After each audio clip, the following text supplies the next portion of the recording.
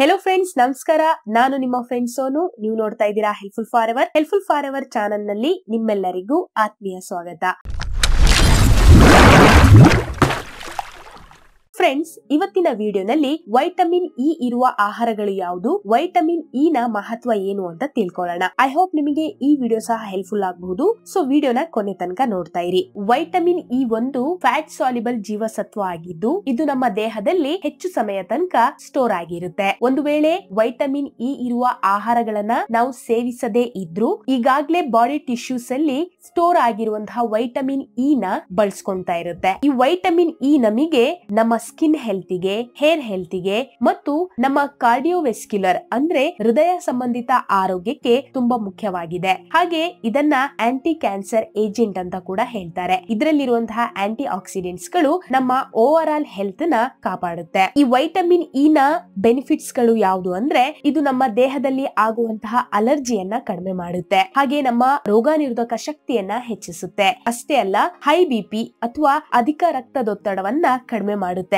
ಹಾಗೆ ನಮ್ಮ ಸ್ಕಿನ್ ಹೆಲ್ತಿಗೂ ಈ ವೈಟಮಿನ್ ಇ ತುಂಬಾ ಇಂಪಾರ್ಟೆಂಟ್. ಅದರಲ್ಲೂ ನಮ್ಮ ಸ್ಕಿನ್ ನಲ್ಲಿ ಡೆಡ್ ಸೆಲ್ಸ್ ಗಳನ್ನ, ಡಾರ್ಕ್ ಸ್ಪಾಟ್ಸ್ ಗಳನ್ನ, ನಮ್ಮ ಸ್ಕಿನ್ ಸಾಫ್ಟ್ ಆಗ್ಲಿಕ್ಕೆ ಮತ್ತು ನಮ್ಮ ಸ್ಕಿನ್ ನಲ್ಲಿ ಗ್ಲೋನೆಸ್ ಕಾಣಿಸ್ಕೊಳ್ಳಿಕ್ಕೆ ವೈಟಮಿನ್ ಇ ತುಂಬಾ ಹೆಲ್ಪ್ಫುಲ್ ಆಗುತ್ತೆ. ಈಗಾಗಲೇ ವೈಟಮಿನ್ ಇ ನ ಇಂಟರ್ನಲ್ ಆಗಿ ಮತ್ತು ಎಕ್ಸ್ಟರ್ನಲ್ ಆಗಿ ಯಾವ ರೀತಿಯಲ್ಲಿ ಯೂಸ್ ಮಾಡಬಹುದು ಅಂತ ಡೀಟೇಲ್ ವಿಡಿಯೋ ಮಾಡಿದೀನಿ. ದಯವಿಟ್ಟು ಆ ವಿಡಿಯೋಸ್ ಗಳನ್ನ ನೋಡಿ. ಇನ್ನು ಈ ವೈಟಮಿನ್ ಇ ನ ಕೆಲಸಗಳ ಬಗ್ಗೆ ಅಥವಾ ಇದರ ಫಂಕ್ಷನ್ಸ್ ಗಳು ಏನು ಅಂತ ಹೇಳಿದ್ರೆ, ಇದು ನಮ್ಮ ರಕ್ತದಲ್ಲಿ RBC ಅಂದ್ರೆ ಕೆಂಪು ರಕ್ತ ಕಣಗಳನ್ನ ರಚಿಸಲಿಕ್ಕೆ ಹೆಲ್ಪ್ಫುಲ್ ಆಗಿರುತ್ತೆ. ಅಷ್ಟೇ ಅಲ್ಲ, ಆಂಟಿ ಕ್ಯಾನ್ಸರ್ ಏಜೆಂಟ್ ತರ ಕೆಲಸ ಮಾಡೋದ್ರಿಂದ ನಮ್ಮಲ್ಲಿ ಏನಾದ್ರೂ ಕ್ಯಾನ್ಸರ್ ಸೆಲ್ಸ್ ಗಳು ಡೆವಲಪ್ ಆದ್ರೆ ಆ ಕ್ಯಾನ್ಸರ್ ಜೀವಕೋಶಗಳನ್ನ ಬೆಳೆಯದಂತೆ ನೋಡುತ್ತೆ. ಹಾಗೆ ಕೆಲವೊಂದು ಮಾನಸಿಕ ಕಾಯಿಲೆಗಳನ್ನ, ಅದರಲ್ಲೂ ಡಿಪ್ರೆಷನ್ ಅಥವಾ ಖಿನ್ನತೆ, ಇಂತಹ ಕಾಯಿಲೆಗಳಿಂದ ನಮ್ಮನ್ನ ರಕ್ಷಿಸುತ್ತೆ. ಈ ವೈಟಮಿನ್ ಇ ನ ಆರೋಗ್ಯಕರ ಲಾಭಗಳು ಸಾಕಷ್ಟಿದೆ. ಹಾಗಾಗಿ ನಮ್ಮ ಡಯಟ್ ಅಲ್ಲಿ ವೈಟಮಿನ್ ಇ ಇರುವ ಆಹಾರಗಳು ಇರೋ ಹಾಗೆ ನಾವು ನೋಡ್ಕೋಬೇಕು. ಒಂದು ವೇಳೆ ವೈಟಮಿನ್ ಇ ನ ಕೊರತೆ ಕಂಡು ಬಂದಾಗ ಕೆಲವೊಂದು ಲಕ್ಷಣಗಳು ಕಾಣಿಸ್ಕೊಳ್ಳುತ್ತೆ. ಅದನ್ನ ಹೆಲ್ತ್ ಪ್ರಾಬ್ಲಮ್ಸ್ ಗಳು ಅಂತ ಹೇಳಬಹುದು. ಅದರಲ್ಲಿ ಮುಖ್ಯವಾಗಿ ಹೇಳೋದಾದ್ರೆ ರಾತ್ರಿ ಕುರುಡುತನ ಅಥವಾ ನೈಟ್ ಬ್ಲೈಂಡ್ನೆಸ್ ಸಮಸ್ಯೆ ಕಾಣಿಸ್ಕೊಳ್ಳುತ್ತೆ. ನಮ್ಮ ಕಣ್ಣಿನ ಆರೋಗ್ಯವನ್ನ ಕಾಪಾಡಲಿಕ್ಕೆ ಬರೀ ವೈಟಮಿನ್ ಎ ಮಾತ್ರ ಅಲ್ಲ, ವೈಟಮಿನ್ ಇ ಕೂಡ ಮುಖ್ಯವಾಗಿರುತ್ತೆ. ಹಾಗೆ ನಮ್ಮಲ್ಲಿ ಜ್ಞಾಪಕ ಶಕ್ತಿ ಕಡಿಮೆ ಆಗ್ತಾ ಇದೆ ಅಥವಾ ಮೆಮರಿ ಲಾಸ್ ಆಗ್ತಾ ಇದೆ ಅಂದ್ರೆ ಅದಕ್ಕೆ ಕಾರಣ ವೈಟಮಿನ್ ಇ ನ ಕೊರತೆ ಆಗಿರುತ್ತೆ. ಅಷ್ಟೇ ಅಲ್ಲ, ನಮ್ಮ ಒಸಡಿನಲ್ಲಿ ರಕ್ತಸ್ರಾವಿಕೆ ಆಗ್ತಾ ಇದೆ ಅಥವಾ ಬ್ಲೀಡಿಂಗ್ ಆಗ್ತಾ ಇದೆ ಅಂದ್ರೆ ಅದಕ್ಕೂ ಸಹ ವೈಟಮಿನ್ ಇ ನ ಕೊರತೆನೆ ಕಾರಣ ಆಗಿರುತ್ತೆ. ಹಾಗೆ ನಮ್ಮ ಮೂಳೆಗಳ ಆರೋಗ್ಯಕ್ಕೆ ಬರೀ ಕ್ಯಾಲ್ಸಿಯಂ ಮತ್ತು ವೈಟಮಿನ್ ಡಿ ಮಾತ್ರ ಅಲ್ಲದೆ ಈ ವೈಟಮಿನ್ ಇ ಸಹ ತುಂಬಾ ಅಗತ್ಯವಾಗಿರುತ್ತೆ. ಯಾವಾಗ ವೈಟಮಿನ್ ಇ ನ ಕೊರತೆ ಕಂಡು ಬರುತ್ತೋ ಆಗ ನಮ್ಮ ಬೋನ್ ಅಥವಾ ಮೂಳೆಗಳು ವೀಕ್ ಆಗ್ಲಿಕ್ಕೆ ಸ್ಟಾರ್ಟ್ ಆಗುತ್ತೆ. ಹಾಗೆ ನಮಗೆ ಯಾವುದೇ ಗಾಯ ಆದಾಗ ಆ ಗಾಯ ಬೇಗ ಮಾಯ ಆಗ್ಬೇಕು ಅಥವಾ ಬೇಗ ವಾಸಿ ಆಗ್ಬೇಕಂದ್ರೆ ವೈಟಮಿನ್ ಇ ನ ಅಗತ್ಯ ತುಂಬಾ ಇರುತ್ತೆ. ಇನ್ನು ಕೆಲವರಿಗೆ ಬೇಸಿಗೆಗಾಲದಲ್ಲಿ ಅಥವಾ ಸಮ್ಮರ್ ಟೈಮ್ ಅಲ್ಲಿ ಮೂಗಿನಿಂದ ರಕ್ತಸ್ರಾವಿಕೆ ಆಗ್ತಾ ಇರುತ್ತೆ. ಇದಕ್ಕೆ ಕಾರಣ ವೈಟಮಿನ್ ಇ ನ ಕೊರತೆ, ಜೊತೆಗೆ ವೈಟಮಿನ್ ಎ ಸಹ ಇದಕ್ಕೆ ಕಾರಣ ಆಗಿರುತ್ತೆ. ಈ ಎಲ್ಲಾ ಲಕ್ಷಣಗಳು ಅಥವಾ ಹೆಲ್ತ್ ಪ್ರಾಬ್ಲಮ್ಸ್ ಗಳು ಈ ವೈಟಮಿನ್ ಇ ಕೊರತೆಯಿಂದ ಕಂಡು ಬರುತ್ತೆ. ಒಂದು ರೀತಿಯಲ್ಲಿ ಹೇಳೋದಾದ್ರೆ ಈ ಎಲ್ಲಾ ವೈಟಮಿನ್ಸ್ ಗಳು ಏನಿದೆ, vitamin A, vitamin K, vitamin D ಮತ್ತು ವೈಟಮಿನ್ ಇ, ಈ ಎಲ್ಲಾ ವೈಟಮಿನ್ಸ್ ಗಳು ಒಂದು ಇನ್ನೊಂದಕ್ಕೆ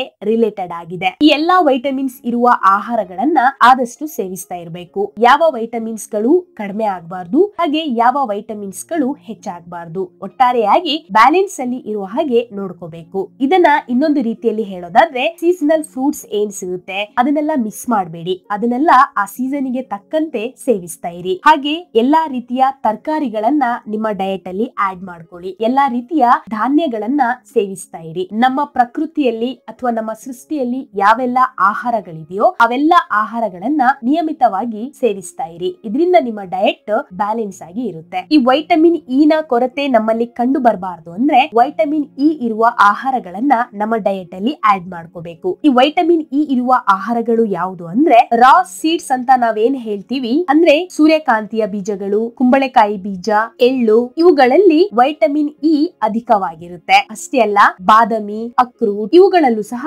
ವೈಟಮಿನ್ ಇ ಇರುತ್ತೆ. ಹಾಗೆ ಫ್ರೂಟ್ಸ್ ಅಲ್ಲಿ ಹೇಳೋದಾದ್ರೆ ಮಾವಿನ ಹಣ್ಣು, ಅವೋಕೋಡಾ ಹಣ್ಣು ಅಥವಾ ಬಟರ್ ಫ್ರೂಟ್, ಕಿವಿ ಹಣ್ಣು ಇವುಗಳಲ್ಲೂ ಸಹ ವೈಟಮಿನ್ ಇ ಹೆಚ್ಚಾಗಿರುತ್ತೆ. ಇನ್ನು ವೆಜಿಟೇಬಲ್ಸ್ ಅಥವಾ ತರಕಾರಿಗಳಲ್ಲಿ ಹೇಳೋದಾದ್ರೆ ಟೊಮೆಟೊ, ಪಾಲಕ್ ಸೊಪ್ಪು, ಬ್ರೋಕೊಲಿ, ಸೋಯಾಬೀನ್, ಗ್ರೀನ್ ಪೀ ಅಥವಾ ಹಸಿರು ಬಟಾಣಿ, ಹಾಗಲಕಾಯಿ, ಸಾಸುವೆ ಇವುಗಳಲ್ಲಿ ವೈಟಮಿನ್ ಇ ಅಧಿಕವಾಗಿರುತ್ತೆ. ಹಾಗೆ ಹಾಲು ಮತ್ತು ಹಾಲಿನ ಉತ್ಪನ್ನಗಳಲ್ಲೂ ಸಹ ವೈಟಮಿನ್ ಇ ಇರುತ್ತೆ. ಜೊತೆಗೆ ಮೊಟ್ಟೆಯ ಹಳದಿ ಭಾಗದಲ್ಲಿ ವೈಟಮಿನ್ ಇ ಹೆಚ್ಚಾಗಿರುತ್ತೆ. ಇದನ್ನ ಎಗ್ ಯೋಕ್ ಅಂತ ಹೇಳ್ತೀವಿ. ಈ ಎಲ್ಲಾ ಆಹಾರಗಳಲ್ಲಿ ವೈಟಮಿನ್ ಇ ಹೆಚ್ಚಾಗಿರುತ್ತೆ. ಈ ವೈಟಮಿನ್ ಇ ನಮಗೆ ದಿನನಿತ್ಯ ಎಷ್ಟು ಪ್ರಮಾಣದಲ್ಲಿ ಬೇಕು ಅಂದ್ರೆ 14 ವರ್ಷದಿಂದ ಮೇಲ್ಪಟ್ಟ ಎಲ್ಲಾ ವ್ಯಕ್ತಿಗಳಿಗೂ ಪ್ರತಿದಿನ 15 ಮಿಲಿಗ್ರಾಂ ನಷ್ಟು ವೈಟಮಿನ್ ಇ ನ ಅಗತ್ಯ ಇರುತ್ತೆ. ಇನ್ನು 18 ವರ್ಷದಿಂದ ಮೇಲ್ಪಟ್ಟವರಿಗೆ 18 ಮಿಲಿಗ್ರಾಂ ನಷ್ಟು ವೈಟಮಿನ್ ಇ ನ ಅಗತ್ಯ ಇರುತ್ತೆ. ಈಗಾಗಲೇ ನಾನು ನಿಮಗೆ ಹೇಳಿದೀನಿ, ನಾವು ಸೇವಿಸುವಂತಹ ಆಹಾರವನ್ನ ತೂಕ ಮಾಡಿ ತಿನ್ಲಿಕ್ಕಾಗೋದಿಲ್ಲ. ಆದ್ರೆ ಕೆಲವೊಂದು ಸೈಂಟಿಫಿಕ್ ಅಂಶಗಳನ್ನ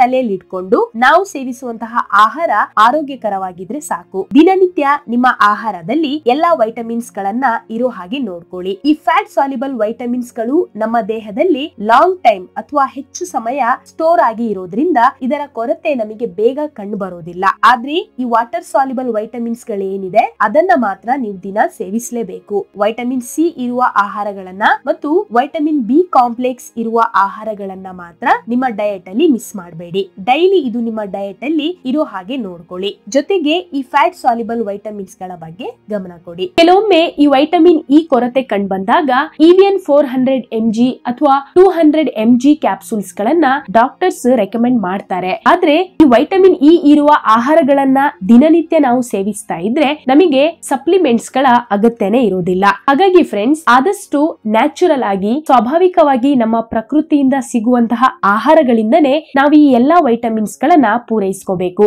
ಇದಿಷ್ಟು ವಿಚಾರಗಳು ವೈಟಮಿನ್ ಇ ಬಗ್ಗೆ ನಿಮ್ ಜೊತೆ ಶೇರ್ ಮಾಡ್ಕೊಂಡಿದೀನಿ. ಈಗಾಗಲೇ ತುಂಬಾ ಜನ ಕಮೆಂಟ್ಸ್ ಮಾಡಿದೀರಾ, ನಾನ್ ಮಾಡುವಂತಹ ವಿಡಿಯೋಸ್ ಗಳು ತುಂಬಾ ಲೆಂತಿ ಆಗ್ತಾ ಇದೆ, ಲಾಂಗ್ ಆಗ್ತಾ ಇದೆ ಅಂತ.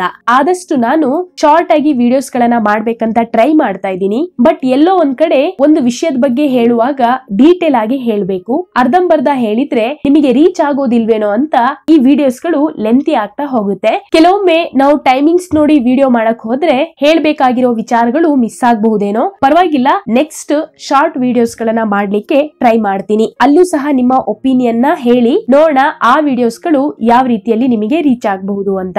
ವೈಟಮಿನ್ ಇ ಬಗ್ಗೆ ನಾನು ಹೆಚ್ಚು ಈ ವಿಡಿಯೋನಲ್ಲಿ ಹೇಳಿಲ್ಲ, ಯಾಕಂದ್ರೆ ಈಗಾಗಲೇ 2 ವಿಡಿಯೋಸ್ ಗಳನ್ನ ಮಾಡಿದೀನಿ ವೈಟಮಿನ್ ಇ ನ ಯೂಸಸ್ ಯಾವ ರೀತಿಯಲ್ಲಿ ಮಾಡಬಹುದು ಅಂತ. ಇನ್ನು ಆ ಎಲ್ಲಾ ವಿಚಾರಗಳನ್ನ ಇದರಲ್ಲಿ ಆಡ್ ಮಾಡ್ತಿದ್ರೆ ಈ ವಿಡಿಯೋ ಇನ್ನೂ ಲೆಂತಿ ಆಗ್ತಾ ಇತ್ತು. ದಟ್ಸ್ ಇಟ್ ಫ್ರೆಂಡ್ಸ್, ಈ ವಿಡಿಯೋನಲ್ಲಿ ಇಷ್ಟೇ.